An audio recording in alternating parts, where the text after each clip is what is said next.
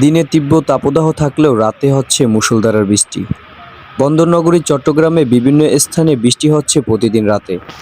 দিনে তীব্র তাপদাহ থাকলেও রাতের আকাশে কালো মেঘে নিয়ে আসছে মুষলধারার বৃষ্টি।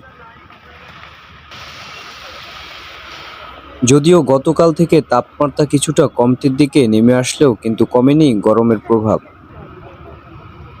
নিম্ন মধ্যবিত্ত সাধারণ মানুষের জীবনযাপন অস্বস্তিপূর্ণ হয়ে উঠেছে।